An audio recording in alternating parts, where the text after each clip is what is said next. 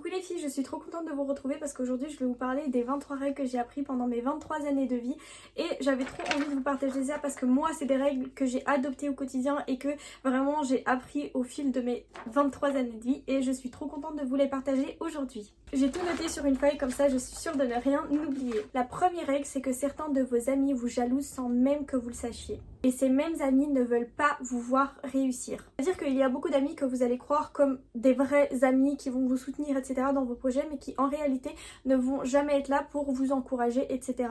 et qui vont juste observer de loin pour voir si vous allez réussir ou pas et qui au fond ne vont pas du tout vous encourager. La règle numéro 2, c'est votre famille sera toujours votre plus grand pilier et soutien. Et ça, je suis 100% d'accord. C'est vrai que ça arrive d'avoir des grosses disputes dans la famille. Mais sachez que votre famille, c'est vraiment ceux qui seront le plus là pour vous, qui vous soutiendront toujours et qui seront toujours là pour vous émotionnellement, physiquement parlant, etc. La règle 3, c'est la manifestation, c'est bien, mais il faut mettre ses plans en action, c'est-à-dire qu'il suffit pas juste de noter sur un papier j'ai envie d'être riche, j'ai envie de maigrir.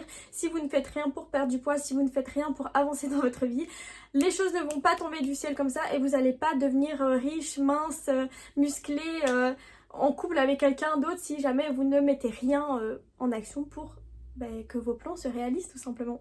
La règle numéro 4, c'est un homme qui peut coucher avec vous sans fournir le moindre effort est un homme qui ne vous respectera pas et ça c'est vrai. Sachez que votre corps c'est un bijou rare, c'est un bijou précieux ou alors prenons ça comme si c'était un gâteau.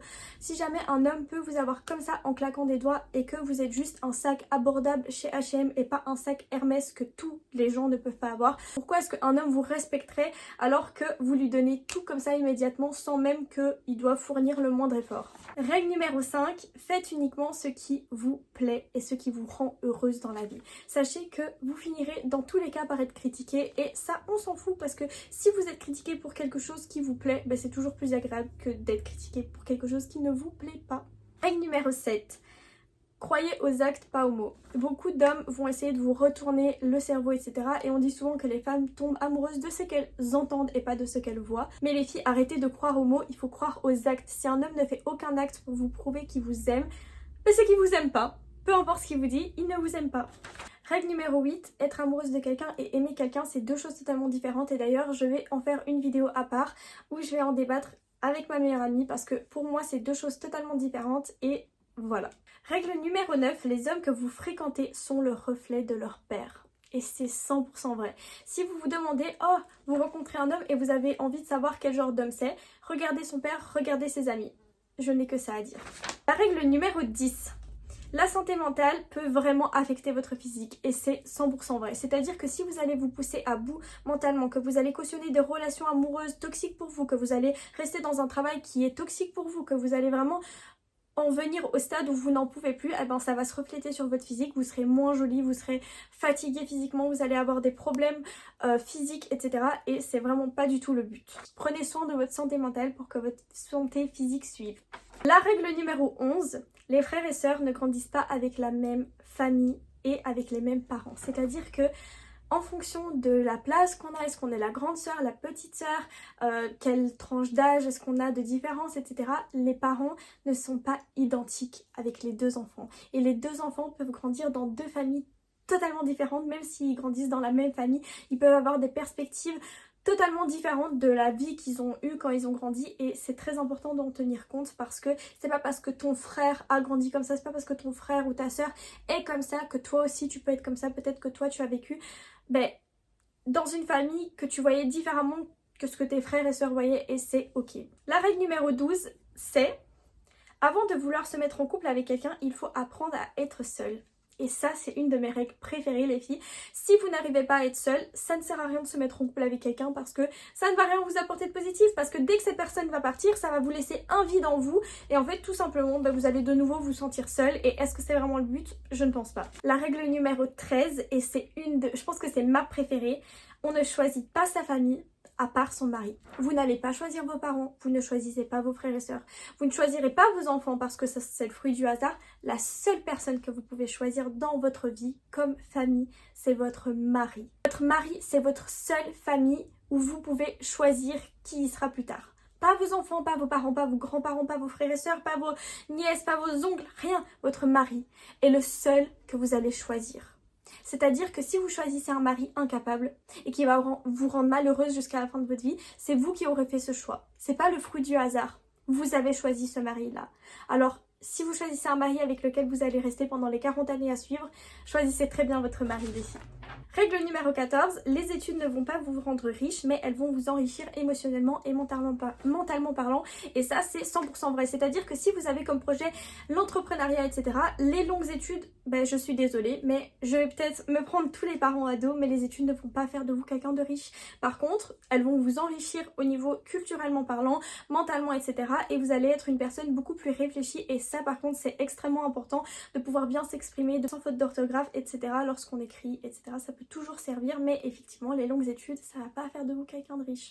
Règle numéro 15, le corps que vous fabriquez pendant votre vingtaine sera votre corps pour le reste de votre vie. Et ça, c'est 100% vrai dans la majorité des cas. Si pendant votre vingtaine, quand vous avez encore de l'énergie, du temps et un petit peu d'argent, vous vous laissez aller, eh bien sachez que c'est le corps que vous choisissez. Tout ce que vous ne changez pas dans votre vie, tout ce que vous n'améliorez pas, vous le changez, enfin vous l'acceptez en fait, vous le choisissez. C'est-à-dire que si jamais vous choisissez ce corps-là, et que vous ne faites rien pour le changer, eh ben c'est le corps que vous allez avoir pour le reste de votre vie. Règle numéro 16, si après avoir dit à une personne une seule fois que son comportement nous blesse et que la personne continue d'agir comme ça, il faut la dégager de sa vie. Ben oui, si jamais vous dites à votre mec, ben ça m'a blessé le fait que tu m'as trompé, mais je te pardonne, et qu'il vous retrompe, ben il vous manque de respect, donc les filles, au bout d'un moment, il s'agirait de le quitter, non? Si votre ami vous rabaisse constamment et vous lui dites, écoute, ton comportement me met mal à l'aise, je n'aime pas que tu me parles comme ça, et qu'elle continue constamment de vous parler comme ça, vous savez quoi faire, les filles.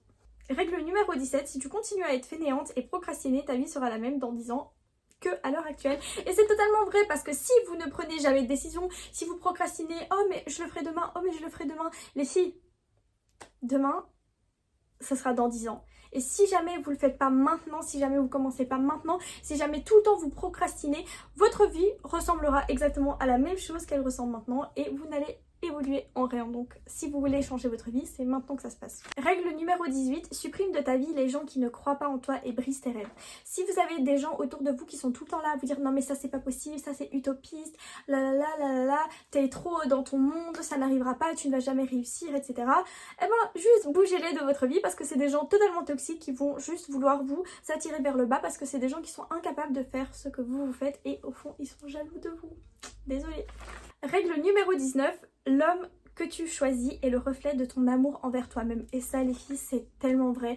Si vous choisissez un homme qui n'est pas correct avec vous, qui vous rabaisse, qui vous trompe et que vous acceptez de rester avec lui, c'est juste le reflet de l'amour que vous avez envers vous.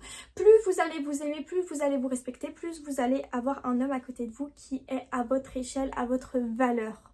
Règle numéro 20, et ça c'est une règle que j'ai appris durant le début de ma 20e année.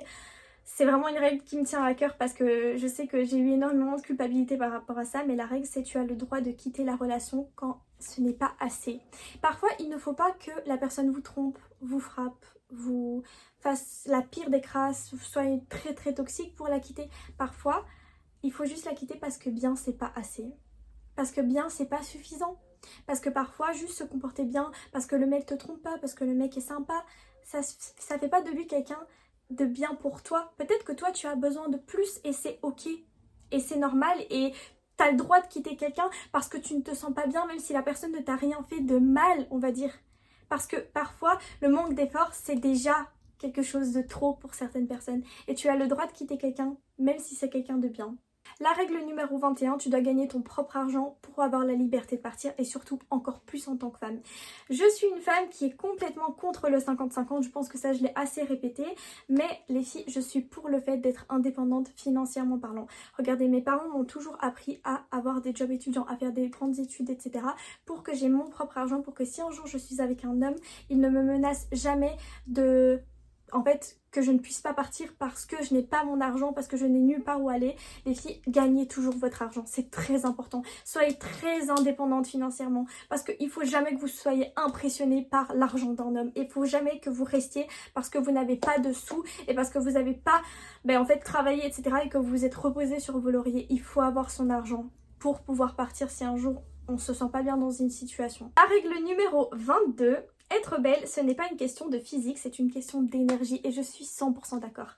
J'ai rencontré dans ma vie des filles qui, selon les standards, étaient magnifiques. C'était des filles, mais elles avaient des magnifiques cheveux, des magnifiques yeux, une magnifique bouche, un magnifique corps, un magnifique visage, mais elles étaient tellement pourries à l'intérieur que ça faisait d'elles tout sauf des filles jolies. Elles étaient tellement pourries à l'intérieur, elles avaient tellement un mauvais fond que ça faisait d'elles des filles pas du tout belles en fait. Elles étaient repoussantes avec leur caractère, avec leur personnalité.